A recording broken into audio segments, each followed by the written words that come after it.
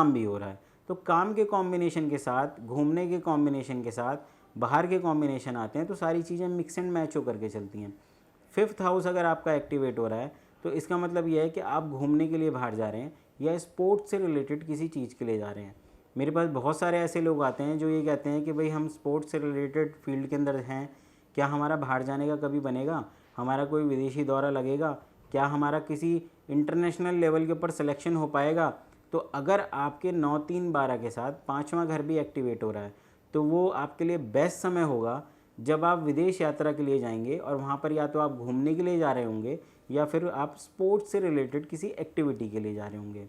अब अगला सवाल होता है कि लोग धार्मिक यात्राओं के लिए जाते हैं, लोग घूमने के साथ साथ उनकी आस्था जुड़ी होती है कहीं पर, तो वहाँ पर घूमने के लिए जाते हैं। जैसे कोई कैलाश मानसरोवर जा रहा है, अगर कोई क्रिश्चियन है तो वो वहाँ जा रहा है जहाँ पर ईसाइयों का सबसे बड़ा रोम के अंदर जा रहा है। तो आप उसके लिए ये देखिए कि अगर आपके 9 और 12 के साथ में कॉम्बिनेशन आ रहे हैं हमारे पास वीनस और जुपिटर के, तो इसका मतलब आप किसी धार्मिक यात्रा के लिए बाहर जा रहे हैं। आप ये सब देखिए, और उसके अलावा कुछ और कॉम्बिनेशन भी हैं जिसके लिए हम आगे चर्चा करते रहेंगे। बिल्कुल, तो विशाल जी ने जैसा कि आपको बताया कि किस तरह के कॉम्बिनेशन होते हैं किस किस तरह की यात्रा के लिए। इसी के साथ वक्त हो गया एक बहुत ही छोटे से ब्रेक का। ब्रेक के बाद हम बात करेंगे इन यात्राओं के दौरान हुई दुर्घटनाओं के बारे में।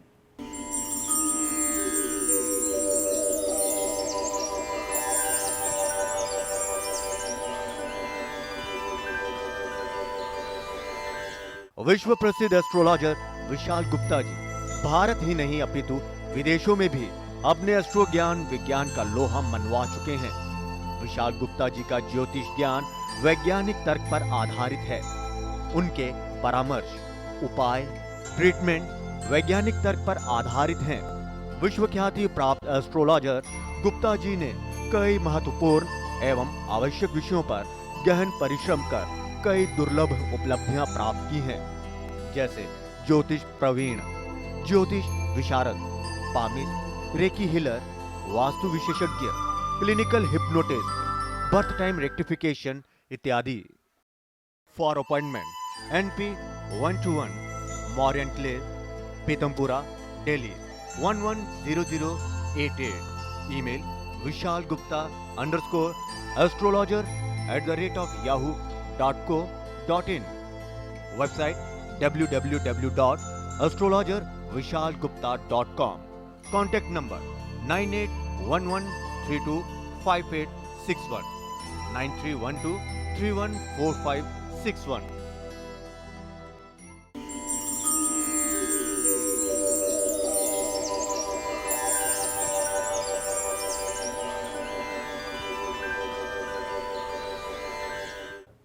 ब्रेक के बाद एक बार फिर से आप सभी का स्वागत है एस्ट्रो ज्ञान बाय विशाल गुप्ता में, जहां आज के एपिसोड में हम बात कर रहे हैं यात्रा और ट्रैवल से रिलेटेड तमाम तरह की चीज़ों की। विशाल जी, आपने बहुत ही अच्छी तरीके से बताया कि क्या कॉम्बिनेशन है किसी भी वजह से हम जिस भी यात्रा के लिए जा रहे हैं। लेकिन कभी कभी ऐसा होता है कि तमाम तरह की रुकावटें आ जाती हैं। कई बार पैसे फंसे हैं या कोई ऐसा इंसान है जो हमें बाहर जाने में तंग कर रहा है, या अगर हम बाहर हैं तो वहाँ से वापस नहीं आ पा रहे हैं। तो इन तरह की रुकावटों से कैसे निजात पाई जा सकती है? जी बिल्कुल, जैसा कि मैंने आपको पहले बताया कि सबसे पहले तो हमारे को कॉम्बिनेशन देखने पड़ते हैं कि हम विदेश जा रहे हैं, कब जा रहे हैं और क्यों जा रहे हैं। ब्रेक से पहले मैं आपको पर्पस ऑफ ट्रैवलिंग बता रहा था। उसके अंदर एक चीज़ और बहुत महत्वपूर्ण है जो लोग अक्सर पूछते हैं कि अगर किसी की हेल्थ ख़राब है, अगर किसी की तबीयत ख़राब है और उसको विदेश ले जाना पड़े, तो उसके लिए हमारे को सबसे पहले हॉरोस्कोप के अंदर यही देखना होता है कि हमारे पास उस व्यक्ति की ट्रैवल से जो रिलेटेड कॉम्बिनेशन है, उसके साथ साथ अगर हेल्थ से भी रिलेटेड कॉम्बिनेशन आ रहे हैं, तो इसका मतलब उसका जो पर्पस है ट्रैवलिंग का वो हेल्थ से जुड़ा होगा। कभी कभी हमारे देश में या किसी देश में इलाज नहीं हो पाता है और वो उस व्यक्ति को किसी दूसरे देश ले जाना पड़ता है इलाज के लिए। तो अगर 9वें, तीसरे और 12वें घर के साथ साथ पहला, छठा और 8वां घर भी एक्टिवेट हो रहा है, तो इसका मतलब है कि अब जो ट्रैवल का पर्पस है हमारा वो थोड़ा चेंज हो गया है और अब हम वहाँ पर बीमारी से संबंधित किसी इलाज के लिए या हेल्थ से रिलेटेड किसी चीज़ के लिए जा रहे हैं। कभी कभी डॉक्टर्स होते हैं, उनकी बहुत ट्रैवलिंग होती है, वो किसी एक देश में कोई कॉन्फ्रेंस अटेंड कर रहे हैं, किसी दूसरे देश में कोई कॉन्फ्रेंस अटेंड कर रहे हैं, तो उनके लिए भी यही पर्पस है जो उनका ट्रैवलिंग का कॉम्बिनेशन है उसके साथ साथ हेल्थ से रिलेटेड कोई कॉम्बिनेशन हो, तो हम ये कहते हैं कि वो व्यक्ति हेल्थ से रिलेटेड बीमारी से संबंधित यात्रा करेगा, विदेश यात्रा। अब अगला सवाल ये होता है कि व्यक्ति यात्रा के लिए तो चला गया, लेकिन वो वापस कब आएगा। कोई सालों से विदेश में रह रहा है, वहाँ पर काम कर रहा है और उसके पेरेंट्स बड़े परेशान हैं। वो ये सोचते हैं कि भाई हमारा बेटा कब वापस आएगा, या किसी का हस्बैंड बाहर है तो वो ये सोचता है कि भाई हस्बैंड कब वापस आएगा, वाइफ यही सोचती है हम सब कब साथ रहेंगे। तो अक्सर ये पूछा जाता है कि भाई ये हॉरोस्कोप है, ये 4 साल से बाहर है, ये कब वापस आएगा। तो आप ये देखिए कि उसके हॉरोस्कोप के अंदर होम कमिंग के कॉम्बिनेशन कब आ रहे हैं, घर वापसी के कॉम्बिनेशन कब आ रहे हैं।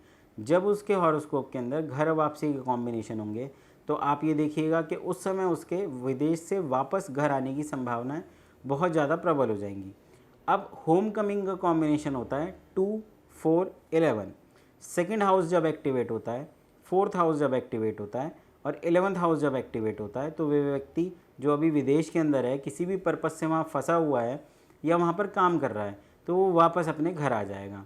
जो शॉर्ट जर्नी के कॉम्बिनेशन होते हैं 9, 3, 12, उनके साथ लगातार 2, 4, 11 आ रहा होता है। लोग हमसे पूछते हैं कि भाई मैं बाहर अब्रॉड में सेटल होऊंगा या सिर्फ थोड़े दिन के लिए जाऊंगा। तो अगर आपका सिर्फ 9, 3, 12 आ रहा है और 12वां घर बहुत ज़्यादा एक्टिवेट है तो इसका मतलब आप बाहर ही सेटल होने के योग बन रहे हैं। लेकिन अगर साथ में आपके होम कमिंग के कॉम्बिनेशन लगातार आ रहे हैं, 2, 4, 11 आपको बार बार दिखा रहा है, इट मीन्स कि आप बाहर तो जाएंगे लेकिन वापस भी हाथों हाथ आ जाएंगे। वहाँ पर आप अपना काम निपटाएंगे, 10-5 दिन रुकेंगे, महीना भर मैक्सिमम रुकेंगे और उसके बाद आप वापस आ जाएंगे। क्योंकि कोई भी दशा आपको प्रत्यंतर दशा होगी वो 1 महीना, 20 दिन, 25 दिन, सवा महीने से ऊपर नहीं जाएगी। तो 1 सवा महीना मैक्सिमम आप टिकेंगे, 10-5 दिन ऊपर रख लीजिए आप अपने साथ, उसके बाद आपको वापस आना ही पड़ेगा। तो जब कभी आपके हॉरोस्कोप के अंदर दूसरा घर जो कि आपके परिवार का है, चौथा घर जो आपके अपने घर का है और 11वां घर उससे लाभ का है, ये तीनों के तीनों हाउस एक्टिवेट होंगे तो आप वापस आ जाएंगे। अब आपने जैसे नेक्स्ट सवाल पूछा कि अगर वहाँ पर कोई प्रॉब्लम हो रही है, आपको वीज़ा नहीं मिल रहा है, कोई पर्टिकुलर व्यक्ति आपकी विदेश यात्रा में अड़चनें डाल रहा है, क्योंकि अक्सर ये देखा गया है कि आपका कोई वीज़ा पास ही नहीं कर रहा है या बिना बात के उसके ऊपर कोई ऑब्जेक्शन लग रहा है, या कोई थर्ड पर्सन ऐसा है जिससे आपको पैसे लेने हैं और उसके बाद आपको बाहर जाना है, क्योंकि विदेश यात्रा के लिए पैसे की बहुत ज़रूरत होती है। कोई भी व्यक्ति बिना पैसों के विदेश यात्रा नहीं कर सकता। तो लोगों का ये होता है कि भाई मेरा सब कुछ रेडी है लेकिन किसी से मुझे पैसे लेने हैं, वो पैसे ही नहीं दे रहा है, या मेरे को कहीं से फाइनेंस होने वाला है, वो व्यक्ति बार बार कोई अड़चन इकट्ठी कर रहा है, या बिना बात के भी कोई मेरे को परेशानी आ जाती है, जाते जाते बन जाता है। तो आप ये देखिए कि आपके राहु एफ्लिक्टेड होगा उस टाइम पे। अगर आपको बार बार सब कुछ ठीक जा रहा है, आपके कॉम्बिनेशन भी आ रहे हैं, लेकिन साथ में अगर आपको लगातार अड़चनें आ रही हैं, कोई स्पेसिफिक व्यक्ति, कोई एक पर्टिकुलर व्यक्ति या 1-2 लोग मिल करके आपको जाने से रोकना चाहते हैं, क्योंकि उन्हें लगता है कि आप आज की तारीख के अंदर लोग दूसरों से जलते बहुत हैं। उनको ये लगता है कि अगर आप आगे जाएंगे तो उनका काम रुक जाएगा क्योंकि आप उनके साथ जुड़े होंगे। तो आप कुछ सिंपल से उपाय कीजिए और उसके बाद आप देखेंगे कि जो आपकी अड़चनें आ रही हैं वो धीरे धीरे समाप्त होनी शुरू हो जाएंगी। सबसे पहले तो आप राहु का उपाय कीजिए। राहु बहुत स्ट्रॉन्ग अगर आपका होगा तो आपको अड़चनें आने ही नहीं देगा, या जो छोटी मोटी परेशानियां भी होंगी उसे भी वो फटाफट हटा देगा। तो राहु से आप संबंधित उपाय कीजिए। वही 108 रांगे के सांप लगातार, एक बार नहीं, जब तक कि आपका काम ना बन जाए। 11 हफ्ते करना पड़े आप 11 हफ्ते कीजिए, 21 हफ्ते करना पड़े 21 हफ्ते कीजिए, 4 हफ्ते में आपका काम हो जाए तो आप 4 हफ्ते कीजिए। आप 108 रांगे के सांप प्रत्येक बुधवार दिन में 12:30 से 1:30 के बीच में बहते हुए जल में प्रवाहित कीजिए। तो आपका राहु जो खराब है, जो आपके लिए परेशानियां क्रिएट कर रहा है, वो आपको कुछ बेहतर रिजल्ट देने लग जाएगा। उसके अलावा आप सूर्य को गुड़ डाल करके पानी दीजिए, जल दीजिए। 1 गिलास आप जल लीजिए, उसके अंदर गुड़ का चूरा डालिए और उसके बाद उसे लगातार सूर्य को दीजिए और उनसे प्रार्थना कीजिए कि जो रुकावटें आपकी लाइफ के अंदर आ रही हैं, जो आपकी फॉरेन ट्रैवलिंग में परेशानियां आ रही हैं, उन्हें वो दूर करें। उसके साथ साथ आप राहु से संबंधित एक काम और कर सकते हैं। आप दूध की लस्सी बनाइए। दूध की लस्सी मतलब 1 गिलास आप दूध लीजिए, उसमें थोड़ा सा दही डालिए, आधा चम्मच, थोड़ी चीनी डाल करके एक लस्सी तैयार कीजिए और प्रत्येक संडे को आप भैरव जी को उससे स्नान कराइए। भैरव जी की मूर्ति के ऊपर आप उसे चढ़ाइए। तो जो आपकी लाइफ के अंदर परेशानियां आ रही हैं, जो ट्रैवलिंग से रिलेटेड दिक्कतें आ रही हैं, वो आपकी ठीक हो जाएगी। एक आप वरुण देव की पूजा कीजिए। वायुदेव का मंदिर आपको मिल जाएगा कहीं पर, और नहीं मिले तो आप एक चित्र लाइए वायुदेव का और उस चित्र को अपने घर में स्थापित करके आप उसकी पूजा कीजिए। तो धीरे धीरे जो ट्रैवलिंग से रिलेटेड आपको प्रॉब्लम आ रही हैं वो भी ठीक हो जाएंगी आपकी। आप साथ में राहु के लिए एक और उपाय कर सकते हैं। आप गोमेद का दान कीजिए या गोमेद को अपने पे से उतार करके बहते हुए जल में प्रवाहित कर दीजिए। तो धीरे धीरे आप देखेंगे कि आपके जो ट्रैवलिंग में प्रॉब्लम आ रही है, आपका वीज़ा क्लियर नहीं हो रहा है, आपको जो भी पासपोर्ट से रिलेटेड प्रॉब्लम आ रही है, आपकी ट्रैवलिंग से संबंधित जितनी भी परेशानियाँ हैं वो कम होनी शुरू होंगी। अब जो मेन चीज़ लोग पूछते हैं कि कोई एक पर्टिकुलर व्यक्ति हमें तंग कर रहा है, जो हमारे को जाने से रोकता है, जो हमारे को बार बार किसी काम में अड़चन लगा देता है और हम उसे कुछ कह भी नहीं सकते, और कहने के बाद भी हमारे को कोई फ़र्क नहीं पड़ रहा है। हमें उससे पैसे लेने हैं, वो पैसे हमारे पास आएंगे तभी हम आगे कुछ कर पाएंगे, कुछ फ़ॉरेन ट्रैवलिंग कर पाएंगे, कुछ आगे बढ़ पाएंगे। तो आप एक सिंपल सा ये उपाय कीजिए, और इस उपाय को करने के बाद आप देखेंगे कि जो आपका शत्रु है, जो आपको परेशानियाँ दे रहा है, वो धीरे धीरे आपके फेवर में होना शुरू हो जाएगा और आपको फ़ायदा देना शुरू कर देगा। तो आप एक काम कीजिए, एक सफ़ेद कागज़ लीजिए, दिन में 12 बजे से आप शुरू कीजिए संडे से इस उपाय को। आप एक सफ़ेद कागज़ पे लाल चंदन से उस व्यक्ति का नाम लिखिए। उसके बाद आप ज़मीन पे थोड़ा सा नमक छिड़किए और उसके ऊपर उस कागज़ को रखिए जिसके ऊपर आपने उस व्यक्ति का नाम लिखा है, लाल चंदन से, अनार की कलम से। उसके बाद आप एक आटे का 4 मुखी दिया बनाइए और उसमें 3 मुँह उसके जलाइए। 3 मुख में आप बत्तियाँ रखिए रुई की, और उसके बाद उस पेपर के ऊपर रख करके उसे जलाइए और आप 21 बार हनुमान चालीसा का पाठ कीजिए। आप लगातार ऐसा 43 दिन तक कीजिए, 43 डेज़ तक। इस दौरान आप भगवान से प्रार्थना कीजिए कि जो व्यक्ति आपको तंग कर रहा है, जो आपके कामों में रुकावट डाल रहा है, वो व्यक्ति आपके कामों से हट जाए, वो रुकावट डालना बंद कर दे और उसका माइंड कहीं और डाइवर्ट हो जाए। 43 दिन के अंदर आपको फ़र्क महसूस होना शुरू होगा कि वो व्यक्ति जो आपको लगातार परेशान कर रहा था, जो आपके पैसे नहीं दे रहा था, जो आपके कामों में रुकावटें डाल रहा था, जो बार बार अड़चनें पैदा कर रहा था, अब या तो वो आपके पिक्चर में से हट जाएगा, या फिर अगर पिक्चर में होगा तो वो आपकी जो परेशानियां हैं उन्हें कम करना शुरू करेगा। जो उसने रुकावटें डाली हैं उन्हें इग्नोर करना शुरू करेगा। वो कहेगा चलो छोड़ो भाई, आप जा रहे हो तो जाओ, मेरे को कोई फ़र्क नहीं पड़ता। और जो आपका पैसा निकलता होगा या जो भी आपको उससे पर्पस होगा, वो धीरे धीरे आपका सॉल्व करना शुरू कर देगा। तो अगर आप ये छोटे छोटे उपाय करते हैं तो भविष्य में आप देखेंगे कि आपको ट्रैवल से रिलेटेड परेशानियाँ ख़त्म होनी शुरू हो गई हैं। बिल्कुल विशाल जी, तो आज आपने बताया कि यात्रा, चाहे वो विदेश यात्रा हो या आसपास कहीं घूमने फिरने की, तमाम तरह की जितनी भी उससे जुड़ी जितनी भी समस्याएं हैं, इनका आपने हमारे दर्शकों के लिए समाधान किया। इसके लिए आपका बहुत बहुत धन्यवाद। और आज के प्रोग्राम में बस इतना ही। अगली बार फिर से हम हाजिर होंगे किसी ऐसे ही आपकी ज़िंदगी से जुड़े पहलू के साथ। तब तक के लिए ऋचिशा को दीजिए इजाज़त। नमस्कार।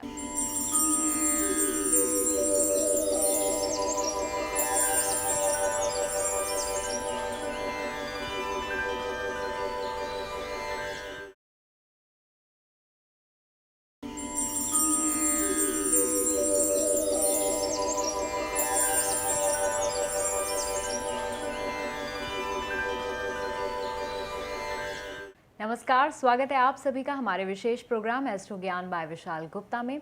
और आज मेरे साथ स्टूडियो में मौजूद है जाने माने एस्ट्रोलॉजी विशेषज्ञ विशाल गुप्ता जी, जो आज तमाम तरह की आपकी समस्याओं का समाधान करेंगे। और आज हम बात करेंगे पढ़ाई, एजुकेशन के बारे में, जो सभी आम आदमी हो चाहे बड़ा आदमी हो, सबकी ज़िंदगी का बहुत ही महत्वपूर्ण पहलू है। तो सबसे पहले जानना चाहूँगी विशाल जी कि एक अच्छी पढ़ाई के, गुड एजुकेशन का क्या कॉम्बिनेशन होता है? जी बिल्कुल। आज की तारीख में पढ़ाई का बहुत ज़्यादा महत्व है, चाहे वो कोई गरीब परिवार हो या अमीर परिवार हो। हर माँ बाप की एक पहली इच्छा होती है कि उनके बच्चे अच्छे से पढ़ लिख जाएं, कुछ बन जाएं, करियर में आगे जा कर के सेटल हो जाएं। तो हर किसी की जो पहली रिक्वायरमेंट है वो यही चाहता है कि उनके बच्चों की एजुकेशन स्मूथली चले, वो अच्छे से अपनी एजुकेशन को पूरा करें और आगे लाइफ में बढ़ें। और पेरेंट्स अक्सर इसी प्रॉब्लम के साथ हमारे पास आते हैं कि आप देखिए कि इनकी एजुकेशन कैसी है, इनका पढ़ाई में मन नहीं लग रहा है, ये अच्छे से काम नहीं कर रहे हैं। क्योंकि आजकल जो दौर है वो कंपटीशन का दौर है। हर पेरेंट्स चाहता है कि उसका बच्चा 90+ लेकर के आए। तो आप सबसे पहले अपने हॉरोस्कोप के अंदर ये देखिए कि आपके हॉरोस्कोप के अंदर गुड एजुकेशन के कॉम्बिनेशन हैं या नहीं हैं। आपका हॉरोस्कोप आपको एजुकेशन से संबंधित सपोर्ट करता है या नहीं करता। आपके जो ग्रह हैं, जो आपकी दशाएं, अंतर्दशाएं, प्रत्यंतर दशाएं हैं, जो आपका षड्वल है, जो आपका अष्टक वर्ग है, क्या वो एजुकेशन से संबंधित आपको सपोर्ट करता है?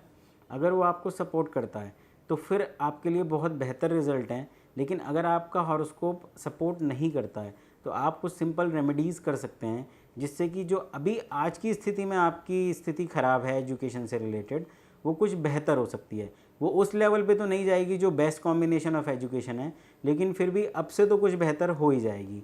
आप दवाई खाएंगे तो आपको कुछ ना कुछ तो फ़र्क आएगा ही आएगा।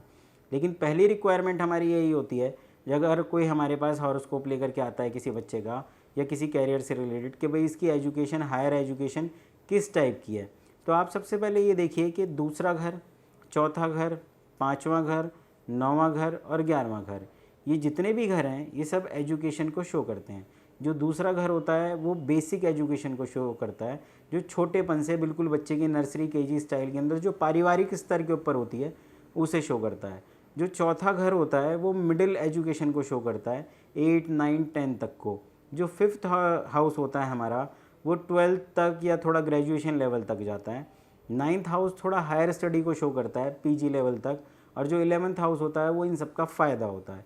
तो अगर किसी के हॉरोस्कोप के अंदर at the time of education या 5 से ज़्यादा ग्रह दूसरा, चौथा, पाँचवा, नौवां और 11वां घर एक्टिवेट कर रहे हैं, तो इसका मतलब ये है कि उस व्यक्ति की एजुकेशन अच्छी जाएगी, वो बेहतर रिजल्ट देगा आपको, उसका पढ़ाई में अच्छे से मन लगेगा, उसे कोई दिक्कत नहीं आएगी, ईज़िली उसे चीज़ें याद हो जाएंगी और उसे बेहतर उसमें समझ होगी और वो कहीं ना कहीं एक दिन पहुंच ही जाएगा।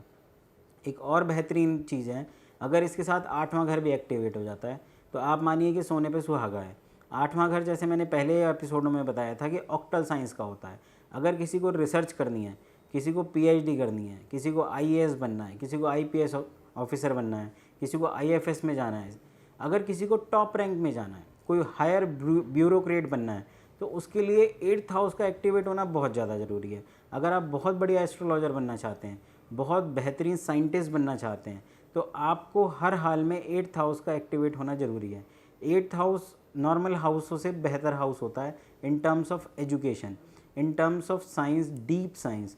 कुछ ऐसी चीज़ें जो सामान्य व्यक्ति के लिए थोड़ी मुश्किल हैं, 8th हाउस जिसका एक्टिवेट होता है वो उसे ईजीली ग्रैब कर पाता है, उसके लिए वो ज़्यादा बेहतर स्थिति के अंदर उसे यूटिलाइज़ कर सकता है। तो जो वो मैंने आपको पहले कॉम्बिनेशन बताए, दूसरा घर, चौथा घर, पाँचवां घर, नौवां घर और 11वां घर तो लाभ का है ही, वो हर चीज़ का लाभ शो करता है। अगर हमें प्रॉपर्टी देखनी है तो चौथा और 11वें का कॉम्बिनेशन देखते हैं, संतान को देखना है तो 5वें और 11वें का कॉम्बिनेशन देखते हैं, शेयर मार्केट को देखना है तो 5वें, 8वें, 11वें का कॉम्बिनेशन देखते हैं। 11वां लाभ की स्थिति में हर जगह चाहिए हमारे को। बैंक बैलेंस का देखना है तो दूसरे और 11वें को देखते हैं, पत्नी का देखना है तो 7th और 11th को देखते हैं। इट मीन्स 11th हाउस जो हाउस होता है वो गेन का है, वहाँ पर सभी प्लैनेट वेलकम होते हैं।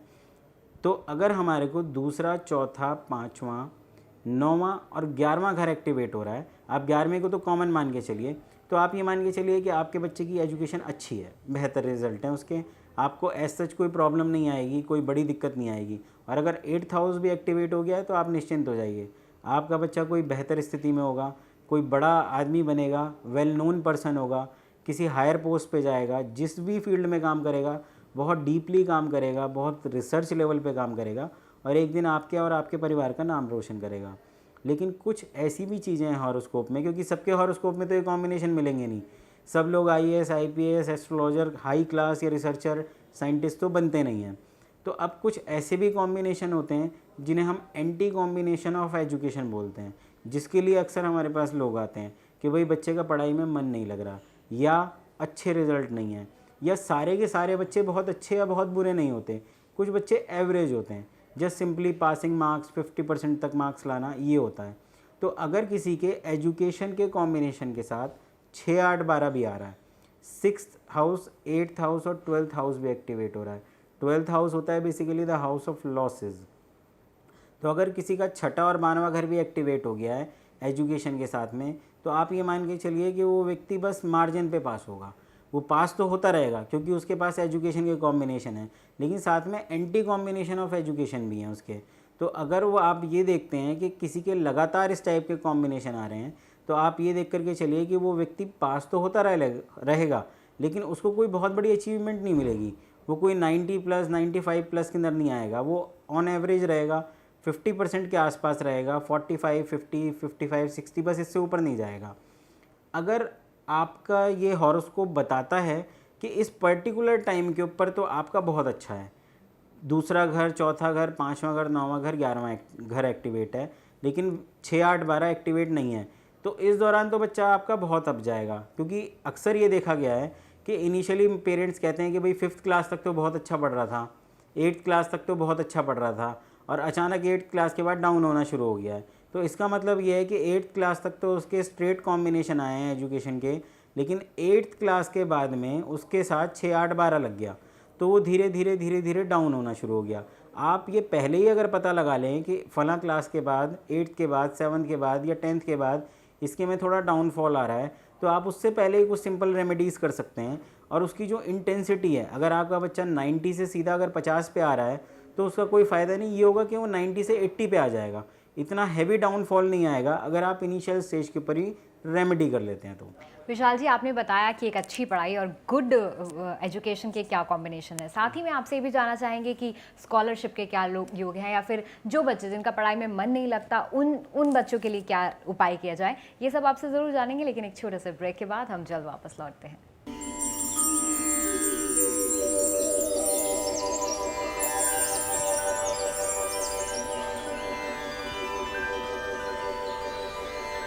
विश्व प्रसिद्ध एस्ट्रोलॉजर विशाल 4561।